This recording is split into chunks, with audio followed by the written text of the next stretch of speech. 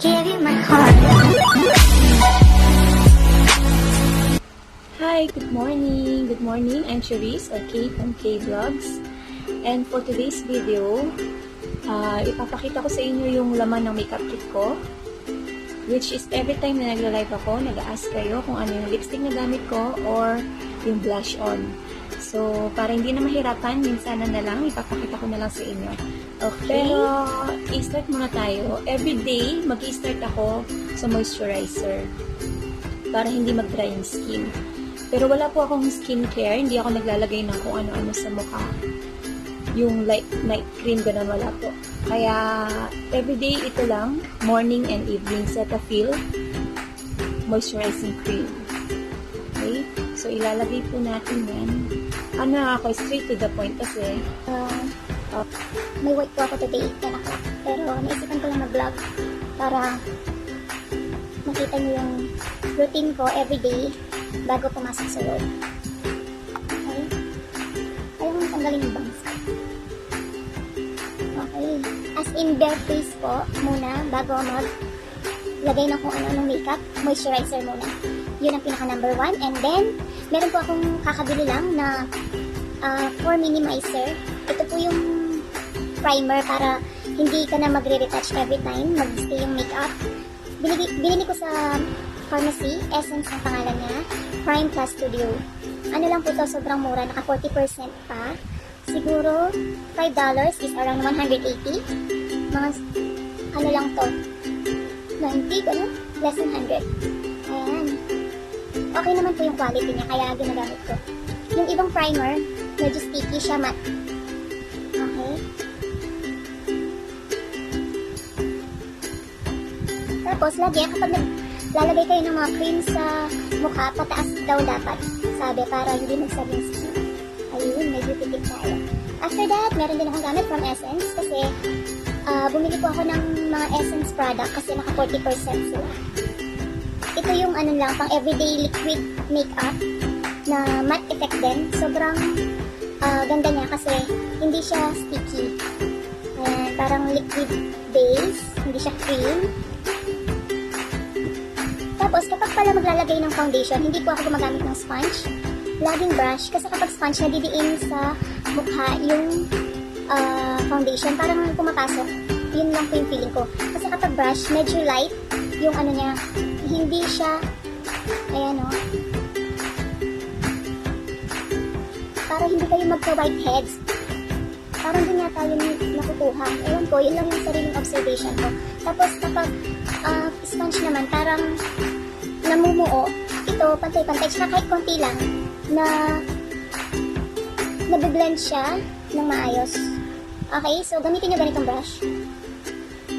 Ito yung lagi kong ginagamit pag naglalagay ako ng foundation. Pero, kasi po as a makeup artist, hindi po kami gumagamit ng ganito. Normally, sponge talaga kasi pag like sa bridal, kailangan yan mahigpit yung makeup nila. I mean, hindi matatanggal basta-basta. Okay? Pero as for everyday, okay po to. Brush lang para even yung pagka-apply. And then, hindi siya makapal tignan. Okay? So, after that, mabilis na ako nagme-makeup. Hindi po ako mag-eyeshadow. Pero normally ginagamit ko is Misha. Ito, super light lang everyday. Kapag pumapasok ako sa hotel, ayan. Pero, hindi ko mag-ano ngayon. Ang gagamitin natin is yung ginagamit ko na favorite ko na liquid eyeliner. Asa na ba? Ayun. Ano naman po ito? Catrice. Alam ko meron Catrice sa Pinas. Pwede niyo po siyang itry. Isa siyang liquid eyeliner na hindi nag-smudge. Pag tinanggal mo, as in talagang parang buo-buo po siya. Okay? So, hindi po ako maglalagay ng kung ano-ano sa mukha today kasi nakapawis na. Ayan.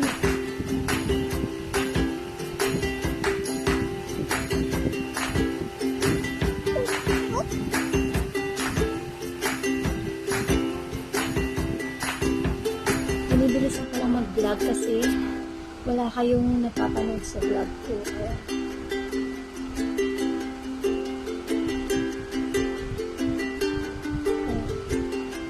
Okay, yan lang po. Today, tapos meron din akong gagamitin na pang eyebrow pencil. Bigay po sa akin to ng friend ko ng Pasko, si Kim. Thank you, Kim, for this.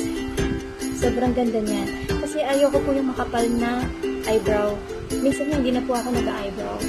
Though it's kilay is light. Pero, okay pa naman yung eyebrow ko. Pero since gusto niyo makita, pag sa huwag kapalan masyado. Parang natural lang. Siguro kakapalan lang natin yung eyebrow natin kapag may event. Pero kapag everyday, wag na lang. Kasi mas maganda yung natural look.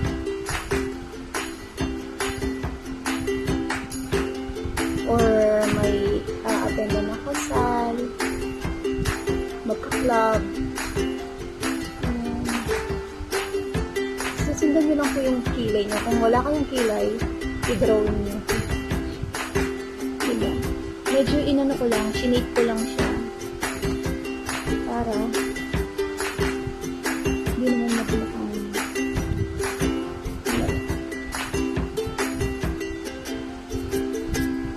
Okay?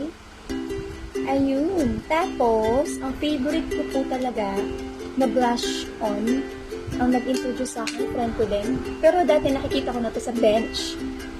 Sabi nila wala na daw. Kaya kinikip ko to. Ayan, pink color. Cream siya.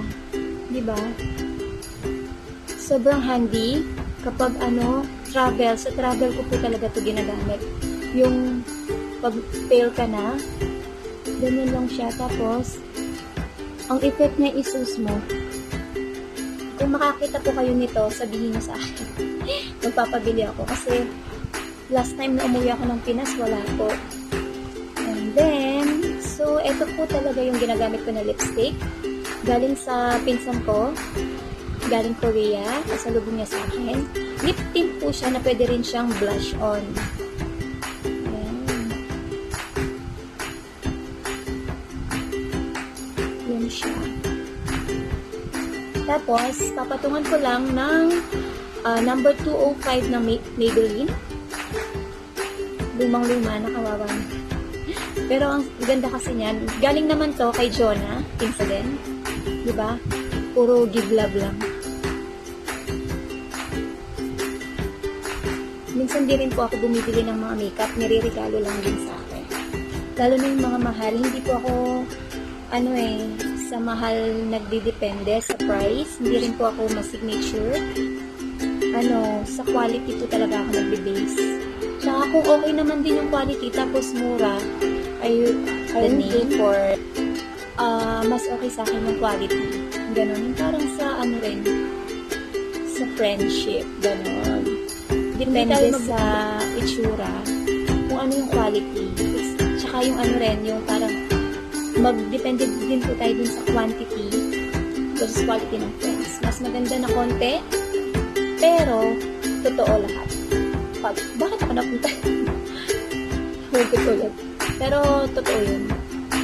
At least kahit na nag-vlog ako, meron pa rin tayong hugot. Yun. Lagi kasi natuto na po ako sa mga sa friends. They really come and go. Pero meron talaga mag-i-stay. Mag-i-stay dyan. So, kahit tatlo lang yung kaibigan mo, totoo naman lahat. Tapos ito, Silky Girl. Favorite ko rin to. Pang parang shining, shimmering. Ayan. Ayan, dito lang. Ayan. Yan lang po yung everyday look ko. Diba? Hindi naman masama. Yung parang hindi ka lalabas na hindi ako magko-contour or nothing. Pangu po ako, yes. Pero hindi tayo magko-contour today. Kasi, everyday look lang naman. Next vlog ko, magta-try ako ng creative makeup and bridal. Yan, yung mga natutunan ko po sa school kasi nag-aral po ako ng professional in makeup dito sa Singapore, sa Cosmo Pro, ng 6 months. So, i-share ko po lahat sa inyo yun. Lalo na sa mga ka-forever na laging sumusuporta sa akin. Sobrang thankful po.